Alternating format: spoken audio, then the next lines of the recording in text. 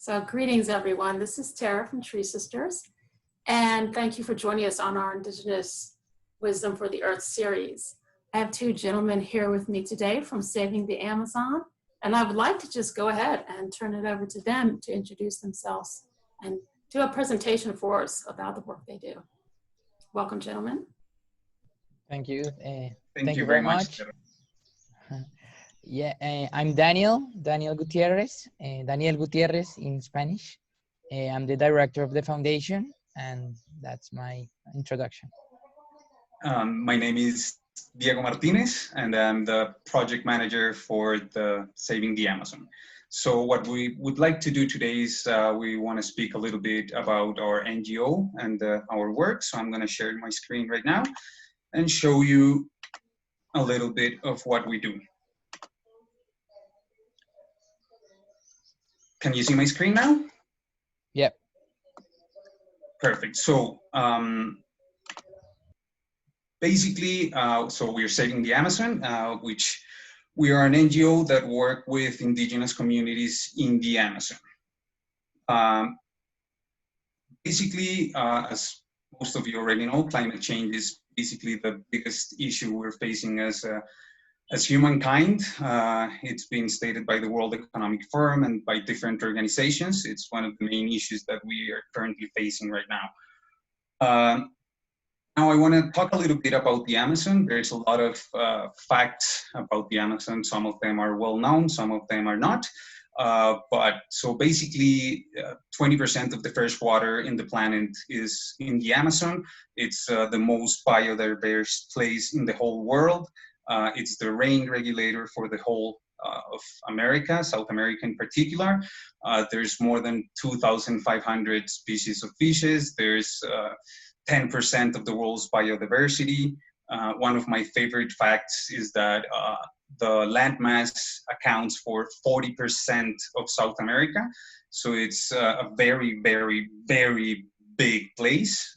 We are both Daniel and I, we're both from Colombia, and the Amazon takes up about between 40 and 50% of our country as well. The Amazon in itself, it encompasses 8 countries, and there's over 350 indigenous groups.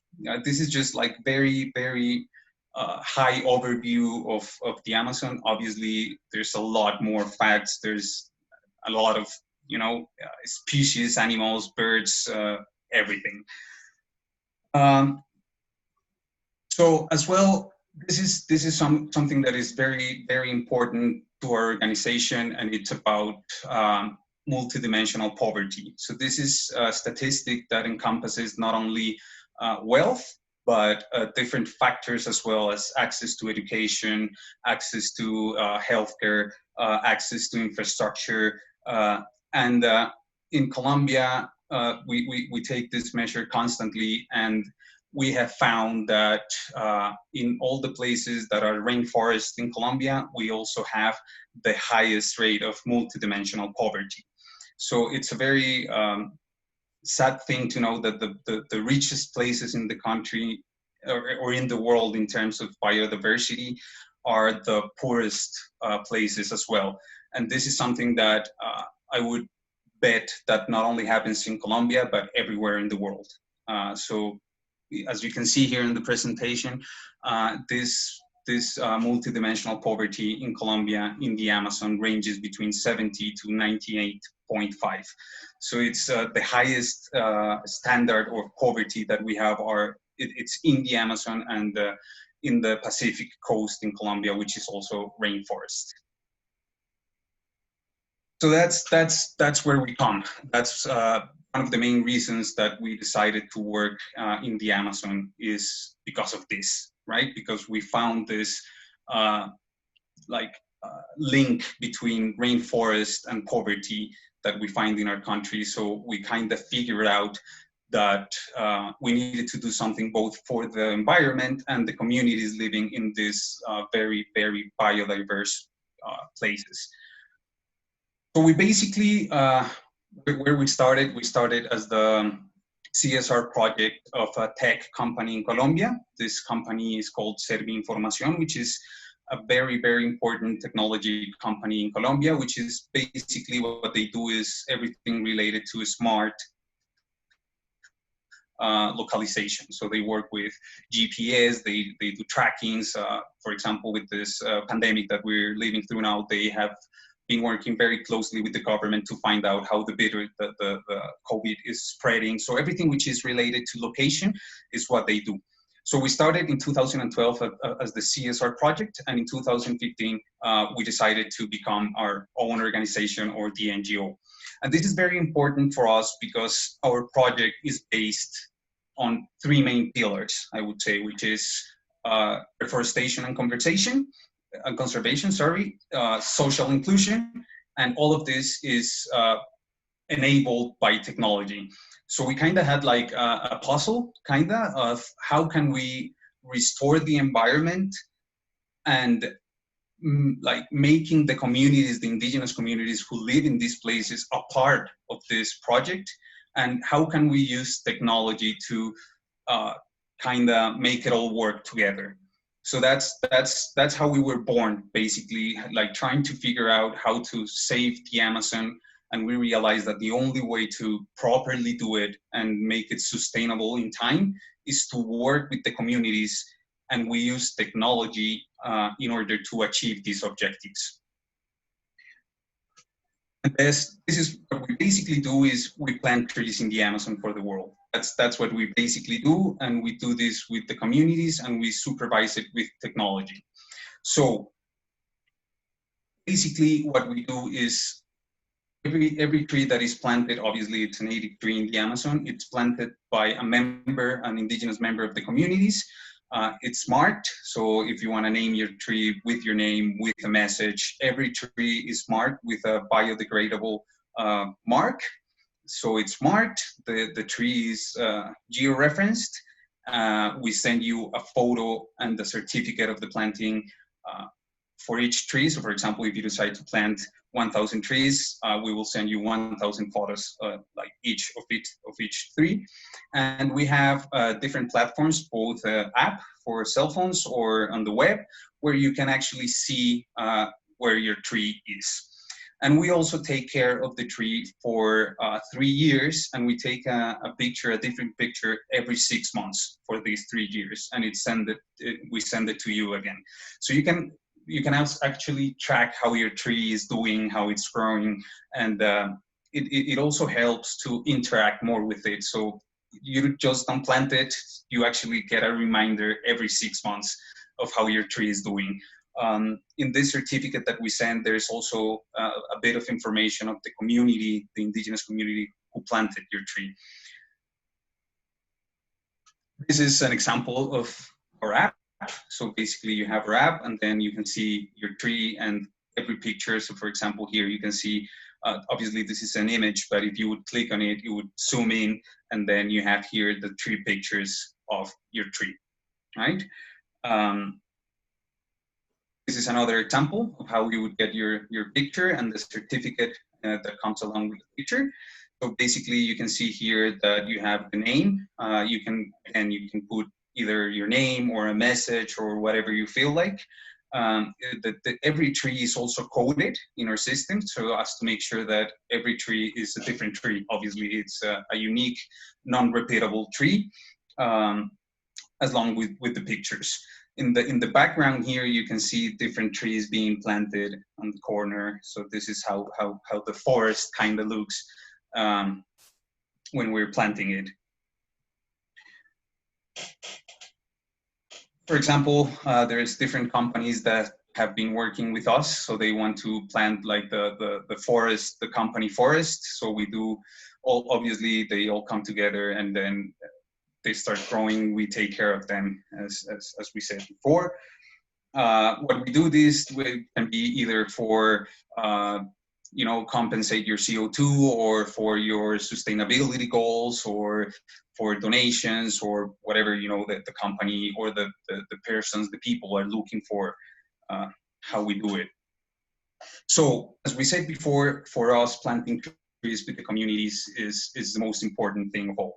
So we kind of try to break this mentality of a lot of projects which are just, I come here, I do something, and then I leave.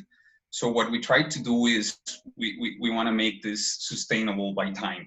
So every time that we are planting trees with them, we are creating social fabric as well. So for example, whenever we have, like, depending on the sizes of the projects, we also do different projects with the community. So for example, one of them, the first community we started working with, they had this kind of hotel, which was a little bit run down. It was kind of abandoned. So with our projects, we have been developing this hotel again, and now we're also doing ethnotouristic plans with this community. So what we try to do is we invite people to go and live with the community, to learn their customs, stay living in the hotel with them, and then go plant trees with them, obviously, which is what we love to do. Or for example, another projects that we've done, we've installed rainwater captive system. So we try to get the rainwater and then store it, and then so they can have this access to water. Or we have an organic orchard with them as well. We teach them how to properly dispose the waste. Or so there's different projects going on with every tree planting project that we do with these communities. So basically, the way I like to explain what we do is that this is not our project. This is the community's project. They are in charge of basically everything. They have to self-organize. They have to have the seedlings. They have to plant it. They take pictures of it. They have to everything. They do everything. So they feel the project is theirs, and we are basically a mere tool or a bridge between these communities and the people who want to help them. This is why I think we've been successful, is because our relationship with the communities. They love us and we love them, obviously, but it's the project is theirs. They are doing all the work. They have to organize themselves. Everything is done by them. We just help them out with our technology and with making the connection between the people who want to help them and them. So that's basically, I would say, that's our biggest role. But they are in charge of everything. So how we help them is that for every tree that is planted, they receive income for the planting, for the taking care of the trees, for the taking the pictures of it. They are obviously empowered by decision making. As I was saying, they are in charge of everything. So for example, a lot of people ask us, like, how do you tell them to plant the trees? And basically, we don't tell them anything. They have been living there for thousands of years. They have a lot of knowledge of their land, and we ask them how to do it. Basically, obviously we do have a forestry team that works with them, but we leverage a lot on their ancestral knowledge and beliefs. We also give them like organizational and forestry training. As I was saying, we are teaching them different stuff on how to organize themselves and different technologies that are involved in tree planting. But again, for us, it's very important to leverage ourselves in their knowledge. So obviously, these trees for them are not only something for the environment, they actually live off of these trees. So this is also very important for their food security, for their building materials, for their medicine. And we are also helping them to preserve their culture and their beliefs, which is constantly revolving around nature and the Amazon itself. So by protecting it, we're helping them protect their culture as well. So this is basically a little bit about us. As I was saying before, the multidimensional poverty. So the darker greens that you see on the map, this is the map of Colombia. It's the highest multidimensional poverty, and these little leaves, it's the places where we have projects. So we started working solely on the Amazon, which I would say it's like kinda this part of the country. But we have also a very, very beautiful project called Peace Forest, which is here on the Pacific coast. This is a project that for us is very important as well, because it shows what we think saving the Amazon means. And this project is taking the planting of trees to another level. As many of you might know, Colombia has had a very difficult history involved with violence. So what we proposed to the previous government was that we wanted to plant 8 million trees, one for each victim of the armed conflict that we've had in our country, thus creating the biggest live or alive monument of historic memory in the world. So it's called the Bosques de Paz, which translates to Peace Forest, which is here in the Pacific. As I was saying before, both here in the Pacific and in the Amazon, we have a rainforest and also a lot of poverty. So this is an ongoing project that we have. It's beautiful, and it's about how planting trees can be more than just a tree and become something more. You know, it has a deeper meaning. We are currently also working to plant the first multicolor forest, which is in honor to the LGBTI community. So it's going to be the multicolor forest, again, having more meaning than just planting a tree. You know, that's what we believe this project is or can be, and trees itself, it's just more than a tree. As I was saying, we have our platform, our technology platform, which helps us to develop everything that we do. Basically, for the community, is just a very straightforward thing to do. They just had to take a picture of the tree within the platform that we provided, and they just have to fill in a couple of information, what species of tree it is, and basically that's it. Everything else is automated, so they don't have to do anything else. This is just to explain a little bit. And this is about the Amazonscape. It's what I was talking before of the ethnotouristic plans that we do with one of our communities. We're currently working with, Daniel, maybe you can correct me, but I think over 25 different communities we're working with. We've empowered more than 900 indigenous families.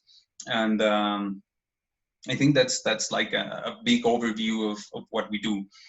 I don't know, Terra, if you want to ask any questions about what we do. Or do you want to come back off the shared screen so Yes. we can talk, or if you're done with it? Thank you so much. That was an amazing presentation. I'm very impressed, and I absolutely love the work that you're doing.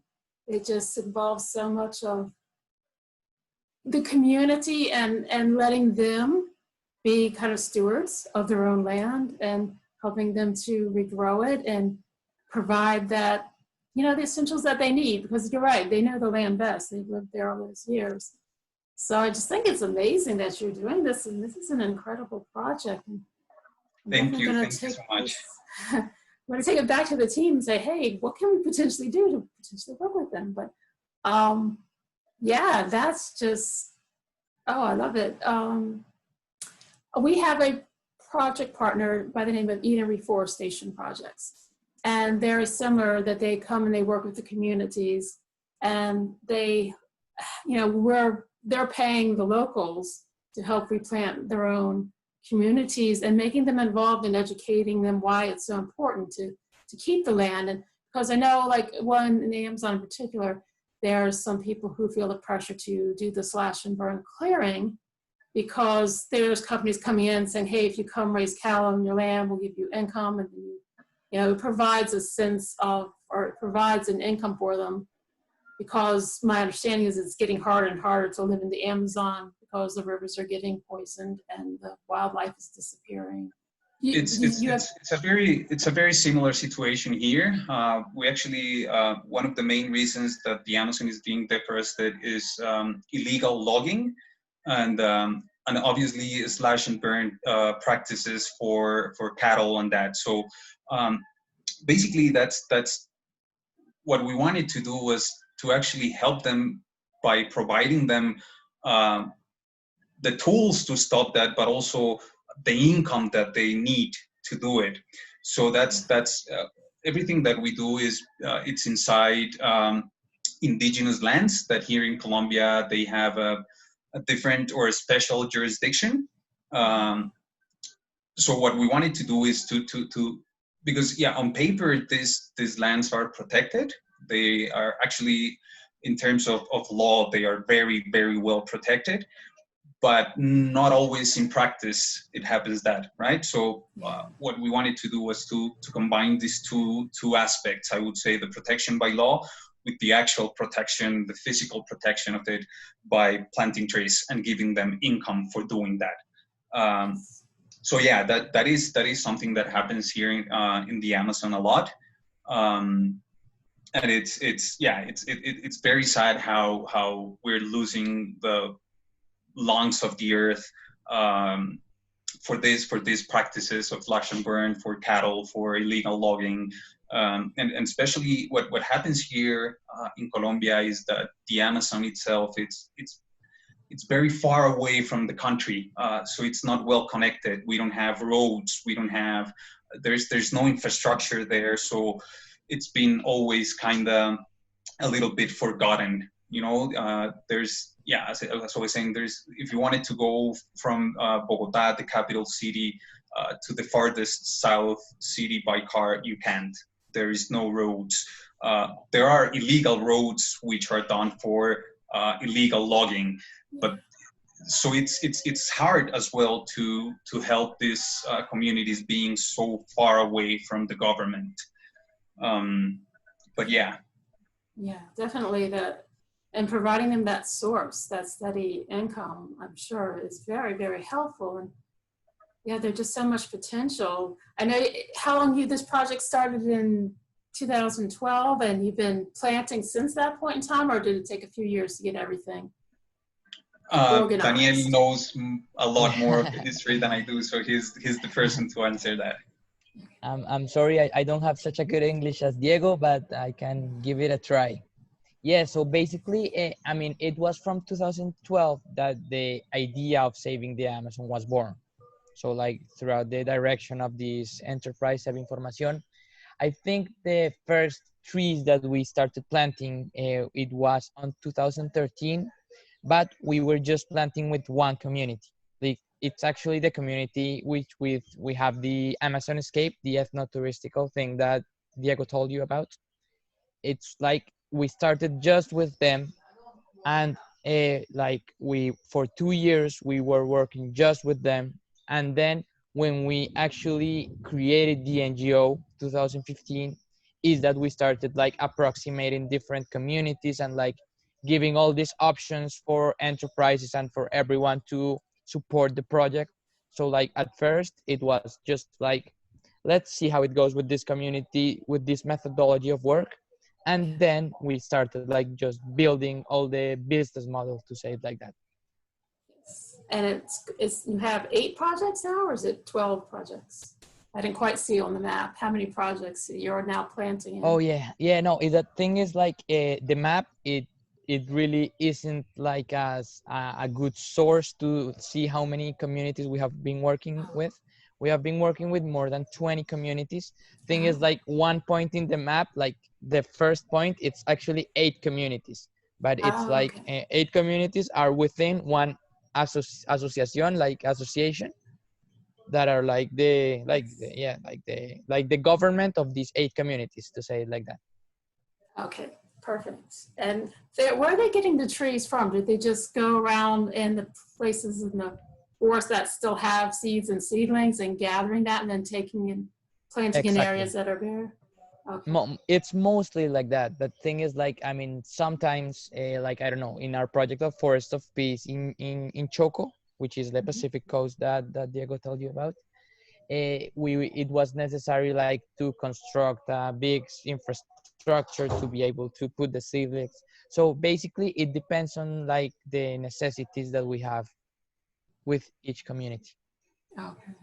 I still think it's such a brilliant plan to work with the communities and give them a say and give them participation and preserve not only their homes, but they're actually helping the entire world.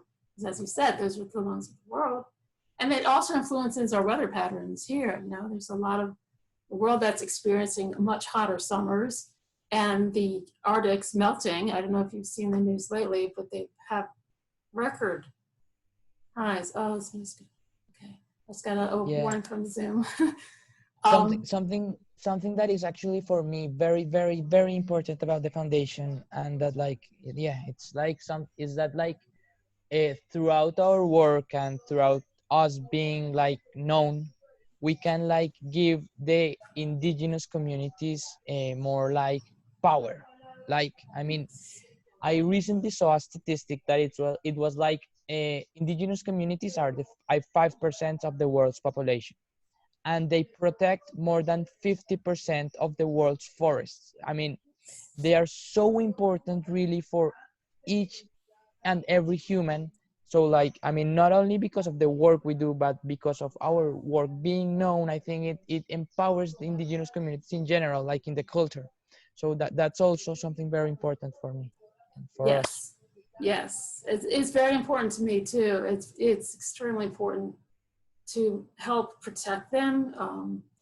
We do Guardian of the Forest prayers every month and try to send, you know, good wishes and protection to them. And we have our series where we're trying to help educate people about the different indigenous groups. And yeah, no, I love that you're doing something practical. And, you know, I think you're unique in of the different projects that I've heard over all the years where you're doing something so integrated with their societies and their cultures, and you're not just coming in and saying, you know, one specific set of here's how you need to plant. They know how to plant. They know how things grow. They live off of that. So that's so beautiful to me to hear. My Zoom told me that we are going to cut out in 10 minutes, so we may need to pause and come back in again at some point. But I just wanted to ask some more about the technology for them to go and take pictures of trees. When I think of the Amazon, I don't really think of the internet. How are they able to take pictures and then send them back to you? Yeah, the technology that we have, they don't need to have connection right away when they take the picture. So whenever they get connection, the pictures and all the information, it's uploaded. So obviously there are, well, as I was saying, the Amazon is so big that you have everything. There's a lot of places where actually, yeah, there's communities that have no contact with modern civilization. But the communities we work with, they are eventually going to have some access to internet connection, either by Wi-Fi or by cellular network. In the places where they're planting trees, sometimes they do not have access. But as I was saying, they just need to take the picture, and whenever they get access, however they get access, all the information is uploaded.